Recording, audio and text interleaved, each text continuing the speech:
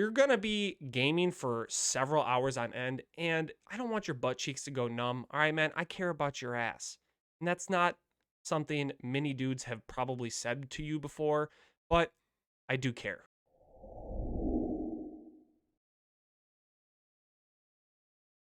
Hello, everybody. It is Nick here from Midwest Gaming Republic, and I am back with another but honest video. Who would have guessed? Now, once again, for those of you who are not familiar with me, my name is Nick. I have been competitively gaming since 2006. And if you're not familiar with the But Honest series, the But Honest is a weekly video series that I do right here on the Midwest Gaming Republic channel, where I discuss and look at a variety of different gaming topics all across the board. So make sure to subscribe and hit that like, and let's get right into this video. Now, if you've been following my But Honest video series as of late, you'll know that I've been creating a compilation of videos where I'm essentially trying to give you my best tips and tricks and suggestions to make you the best possible gamer that you can be. And in this video, I'm going to give you my top 5 absolutely must-have pieces of gaming equipment to make you the best possible players, in addition to 2 bonus tips or items that I suggest that you use to even further enhance your gameplay. Now, before we get into this list, it's important to remember that gaming is about having a good time, unless you play competitively. But regardless, I just want to remind you guys that this is my opinion based on my experiences, so don't take it personally. And as well, remember, please do not reach on your budget. Do not get into credit card debt over this. It is not worth it. So I am going to hop right into this list, and we'll start with number 1. Number 1 of the top 5 pieces of equipment that you need to be a god at gaming is you have to join PC Master Race. Now, don't get tilted, console players. Remember what I said. Don't go out of your budget. It's about having a good time, and there's no need to start a war. But I've already made a video on this, and I'll link it in the top corner here. If you're going to be a competitive gamer and you want to be the best that you can be, unfortunately, at this point in time, you are limited by the hardware capabilities of your console. So, ultimately, if you want to be the best that you can be, it's time that you make the swap and the transition to PC. You're offered more power, you're offered more flexibility, you're offered more precision, and there's several other benefits that go along with it. You're paying for a premium product, but you're also going to get a premium experience. So, ultimately, if you want to become the best gamer that you can be, my top, above everything else, it's time to join us. Get a PC and join PC Master Race. Number 2. Now, I have been a console player for probably the previous 15 or so years of my life, and I have been probably for over the past year a full-time PC mouse and keyboard player. But the really important component that most people are unaware of, at least I would say the general gaming population, is if you are PC or even if you're console, your HDMI cord and your monitor play a significant role in terms of your gaming experience. Now, the conversation about FPS, so frames per second, is discussed a lot, and it is actually a critical component of the experience and your ability to play at a high level. My recommendation in what I play on is a 1080p, 1 millisecond response, 144 hertz refresh rate monitor.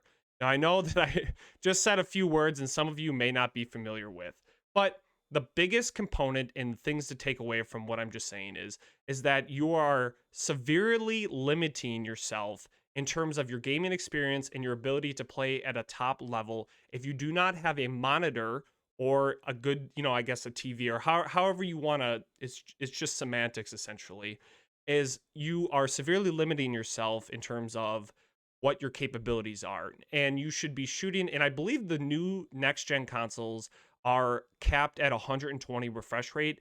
Really, what you're looking for is to get the best refresh rate that you can possible. I would say 144 hertz is like the absolute minimum that you should be using. And I'll link all of the equipment that I use down in the description below so you have a reference point for that.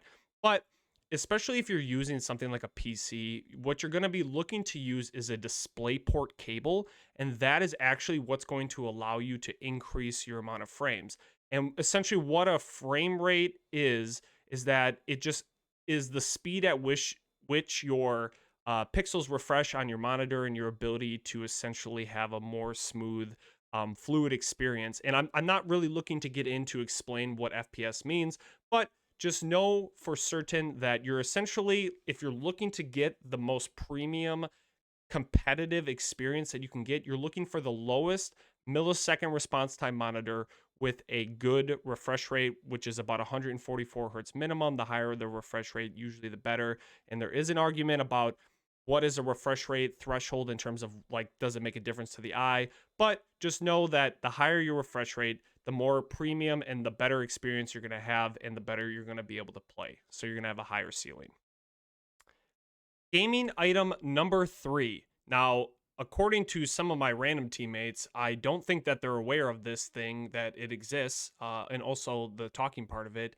If you do not own a gaming specific headset in 2021, I'm not sure what you're doing, because that alone can mean so many things for your ability to play better, your ability to talk, which most of my teammates don't know how to do. But regardless, your ability to hear dynamic sounds, hear enemies around you, hear audio cues, it literally changes your ability to play and it elevates your ceiling so freaking high. I have been using a pair of headphones called Astro A40s, and I wish that they would be my sponsor. They're probably my number one equipment go to in terms of gaming stuff. I've had the same pair of Astro A40s since 2013, maybe even a little bit earlier. And a key component to add into having a good pair of gaming headphones is you should be looking to get a pair of gaming headphones that also come with a mix amp. The ability to adjust volumes specific to the game in combination with voice chat, and your ability to, you know, essentially change and mirror whatever is necessary for you to play at optimal levels. It makes an absolute world of a difference when you can hear dynamic sounds and audio cues. And there's so many nuances in games that you will benefit.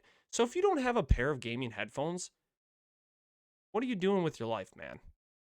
Gaming item number 4 on my list, without a doubt, has to be a good chair.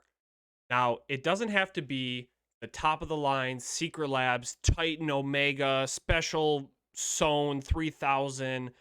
No, you can just get a good chair from anywhere. But I've talked about this in previous videos before. I am a true believer in getting a positional type of ergonomic fit for your body.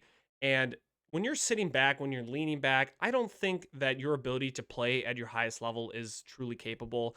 I am always been the dude who leans into his monitor about 12 inches away. And I can say that luckily I've never had any visual damages. I eat a lot of carrots, so maybe that's to my strength and benefit. But regardless, don't sit on the couch. Don't sit in your lazy boy. Don't kick the recliner up.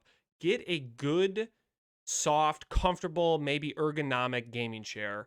My recommendation is the Secret Labs Titan. It is expensive, but you're going to be gaming for several hours on end, and I don't want your butt cheeks to go numb. All right, man, I care about your ass. And that's not something many dudes have probably said to you before, but I do care. And I want you to be comfortable, and I want you to play as best as you can. So, my number 4 item is get yourself a good chair to sit on. My last recommendation, number 5 piece of equipment to be a top tier gamer, is I'm going to tell you the console version and the PC version. Now, I'll go with PC version first because that's what I've been using most recently. You don't need a mechanical keyboard. You can use a membrane keyboard, okay? You don't have to be clicky clacky. And for people that don't understand that, it's a mechanical keyboard. They make that noise. I use a membrane keyboard. I think it works just fine. But you do want a good, functional, consistent, when you hit the buttons, it works. Now, that is just the keyboard specifically. I use Corsair. Razer is another great brand. But more importantly, you want a good mouse. Now, if you're an MMO player, you do want the mouse buttons on the side. And once again, I made a recent video where I talk about how if you're an FPS player, the weight and the mappable buttons on the side can be somewhat actually of a limiter of your ability to play well. I'll link that video, like I said, here in the corner. But my recommendation is you get a good light FPS gaming specific mouse. I use a Razer DeathAder V2. I found this mouse particularly to be very responsive, very consistent, and it's just worked well for me. I haven't used a ton of different ones, but I can say specifically I do also have a 12 programmable MMO specific mouse, and it weighs almost twice as much in terms. So my Razer DeathAder V2 weighs 90 grams, and the other mouse that I have weighs almost 200 or even over 200, and it makes a difference. Your arms can get really fatigued really fast. So make sure you have a good mouse, make sure you have a good consistent keyboard, and make sure that they're just responsive and you kind of have that all figured out. Now, on the flip side of it, if you're a controller player, there's nothing wrong with that, man. Do you, all right? Aim assist is the shit. But if you don't have something like a Scruff gaming controller, What? Bro, what are you talking about, man? you want something with paddles. The ability to have additional programmable buttons on the bottom side of your controller can be a really, really big difference maker in terms of your ability to play at a high level. So something to consider, something to think about. If you're just playing with a standard controller, maybe it's time that you upgrade. You know what I'm saying? So that is my number 5. And now for my bonus items, recommendations, things that I think that you should use that if you're not familiar with or you don't have, maybe consider it. My first one is simple, straightforward. Most of you are probably already familiar, but if you're a mouse and keyboard player, I always say that you need a lot of room. And if you don't have a large gaming mouse mat where you can make giant sweeps and corrections and you're not going off the mouse mat consistently or mouse pad, it's time to probably upgrade. I will link the one that I use down in the description. It only costs it's like less than 20 bucks on Amazon. I don't know. It's probably about 36 inches. It, I know that there's bigger ones out there, but if you don't have a giant mouse mat for your mouse and keyboard, it is time to get one. And my second bonus item, do you have clammy hands? Do you get sweaty and nervous for no reason? Or do you just feel like your hands are always gross and slimy and you're always wiping them off on yourself? I had that problem for a really, really long time. And it's another item that I buy on Amazon. It's essentially liquid chalk. It makes your mouse and keyboard and your controller kind of dusty almost and kind of gross, but I'm not kidding.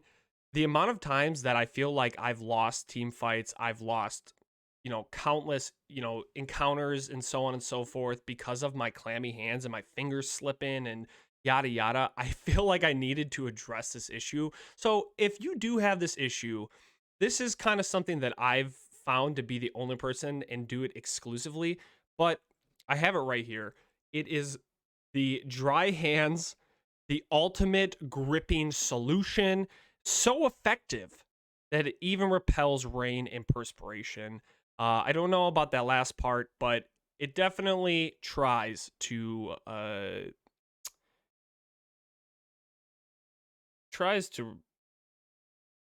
repel it. I don't know if it really does. But regardless, I have found it to be a great solution to my clammy hand issues. And those are my 2 bonus item suggestions to be the uber elite gamer that I know you can be. Thank you guys once again for watching the video. That is all for this episode of Bun Honest. Once again, my name is Nick. We do these videos weekly here on Midwest Gaming Republic. So make sure to hit the like. Don't forget to subscribe and let me know down in the description, is there anything I missed? Is there anything that you're going to add to your gaming setup that you didn't have previously? Did you learn anything? If you're walking away with knowledge, that feels like a win for me.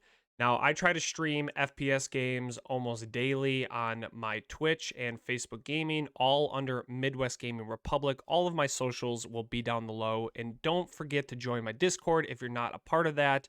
But other than that, we will catch you soon. I love you more than a friend, or I don't know how to feel about this relationship. Anyways, I'll catch you soon. Good night.